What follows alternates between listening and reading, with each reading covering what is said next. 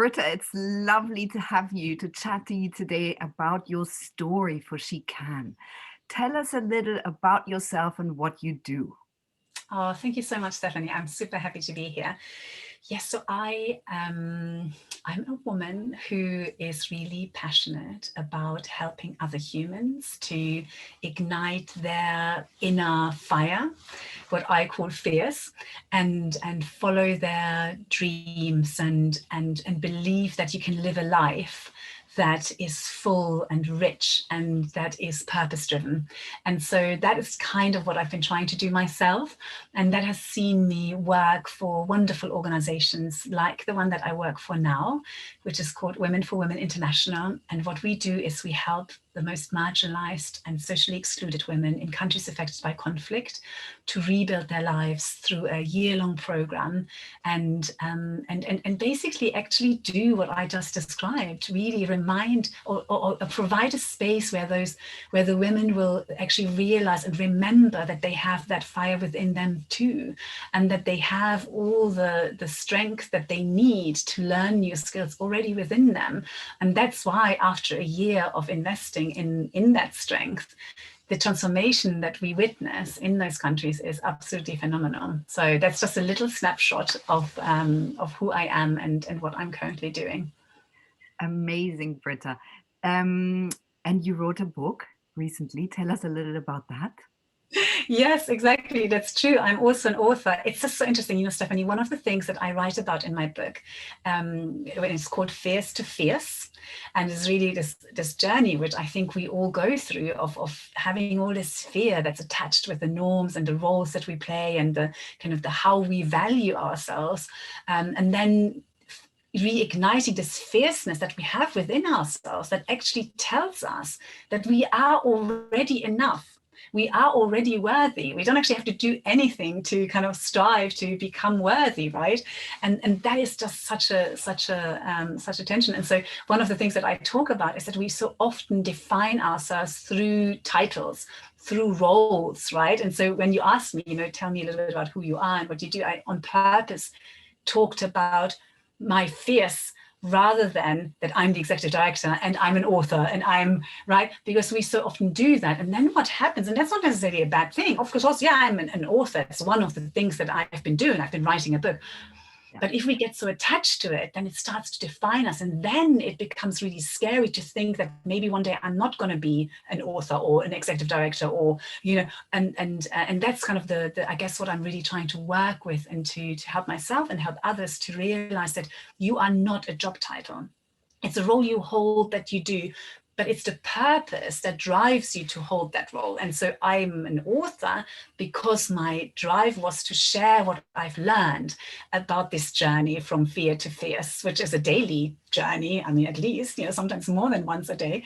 And I wanted to share what I had learned for myself, but also what I had seen other women learn, and how when you witness other women rising and learning, that can give you wings, and the power of inspiration, that's really at the heart of my book. And then it has a lot of really practical exercise, because I'm an absolute believer in being inspired, but then saying, okay, what is this inspiration? What is it telling me?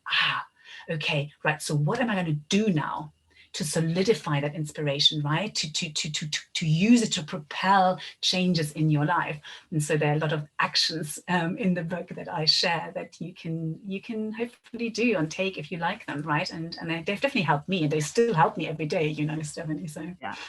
I love that. I loved reading your book. I highly recommend it to anyone watching this. And I think that it's so inspiring the way you described it now, because it's the ultimate freedom. You don't put yourself in a box and you're not defined by those titles, which I think is really, that's the world, going forwards. I think that's the future. Britta, tell us a little how you got there. Tell us a bit about your journey. Yeah, my journey. So, and I speak about this in my book, and that's actually how the book starts. And when I was 14, just turning 15, I moved to Venezuela. My parents are teachers, and they applied for a job. They're teaching in a German school in Caracas, and that's how I found myself in a completely different continent, and different country, different culture, different experience, and it really ignited my fierce, and it really made me so passionate about I guess equality, and really this drive of this sense of injustice that some people live in extreme poverty and others in extreme wealth has really kind of accompanied me throughout my life. And it then kind of made me study women's studies, because I also saw how poverty disproportionately affects women, and from there I looked for a way to use that drive and passion that I have for myself to give back and find ways to doing that. And that took me to the not-for-profit sector, the organizations like Women for Women International and Womankind Worldwide and other organizations that I have worked with, who are there to engage with the general public, to raise issues that are of importance, lobby government, right? Maybe work with the private sector, but they occupy a different space. And I, by accident, found it. I mean, didn't know much about it, right? I just kind of graduated from university, and it just felt right. It felt like that's the space where I want to be in order to create a change that I want to see. So I worked for 10 years for an organization called Womankind Worldwide. It's a beautiful organization based in the UK that works and helps women around violence against women and women's leadership in countries all around the world. And then 12 years ago, I moved to Women for Women International, obviously, and I described the work earlier. And I've moved like into different roles within that organization. And right now, I'm the executive director in the UK, and I'm also as kind of equivalent in Germany. So just 2 years ago, we set up Women for Women International in Germany. And Stephanie, what I love about my role more than anything is that I get to connect women and men and humans. I just, whether that's the women that we connect in the countries where we work when they enroll in our program, who are often so isolated, or whether it's the connection that I create between women and men in say, in the UK or in the US or in Germany, who then sign up to sponsor a sister with Women for Women International, or whether it's connecting women in the UK together to do this virtual car boot sale that we're doing now in May. It's just gorgeous. Or, be connected with you now and having these conversations and just realizing that it might feel lonely at times. And ultimately, yes, we are in charge of ourselves, and only we are individually, but we're never alone. Isn't it? You're so connected. And the more you realize that, the more you can actually unleash that power that's within you, because there will always be people who will kind of hold up that mirror to show you that you are so much more powerful than you think. Yeah, that's the scariest thought ever, isn't it? Isn't it? Yeah. And this is the thing, it's the thought. It's only a thought. This is the beauty, like when you realize that you are not your thoughts, it's just a thought you have that you're not strong enough. And then when you sink down and you feel this immense strength, you're like, oh, and that can be scary. And this is why I write in my book, right? It can be totally scary. You can be scared of your own power, and that will make you shrink. You're like, oh my God, no, I better not let this out, because that feels really scary. But when you get to a point where you can gently just allow that power to grow and allow it, just allow it. Don't fight it, just allow it. And then you observe the impact you create around you. Then that gives you the courage to keep allowing that power to shine. Yeah, Brita, amazing. I'm so with you. Brita, tell us, was there sort of the most defining moments, the pivotal moments of your life where you thought, tell us a bit about them. There have been quite a few, and that's what I would say, pivotal moments in your life never stop. Or you never stop having them. And obviously one pivotal moment was moving to Venezuela, and I already described that. Another pivotal moment was meeting Beatrice in Ethiopia, and it's probably like 17 years ago or so. It was early on in my career. And I had the absolute privilege to be traveling to Ethiopia to visit an organization there that Womankind Worldwide at the time was supporting. And I got to meet some of the young girls we were supporting with education, because they had experienced female genital mutilation and early forced marriage, and absolutely horrendous cultural practices that really harm young girls and really affect their lives for on a long-term basis.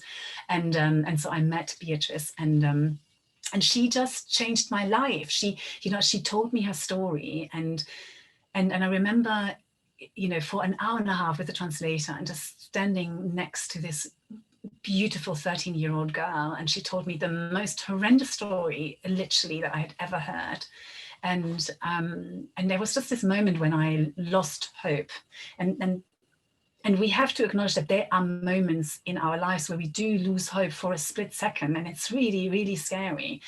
And there's something about hope that is so key to our human existence, I believe. And then when they have this moment where you lose it, it's like, you don't forget that. But it's also in those moments that you actually then get hope back in bucket loads. It's just this beautiful dance, isn't it? With on the kind of precipice, and Beatrice, gave me back this unbelievable hope and this knowledge that you can proactively choose to look for hope wherever you go, in actually even in the darkest places, and sometimes in the darkest places is where it will then shine the brightest, and that's what she did. And I remember I can transport myself to that derelict school building where I was standing with her overlooking the yard, and and I asked her, what is your dreams? What do you hope for? After she had told me this horrendous story, because I felt this urge that I needed to provide something of light after this done. And then obviously I was scolding myself in my head, thinking, but how can you ask her this after this awful story?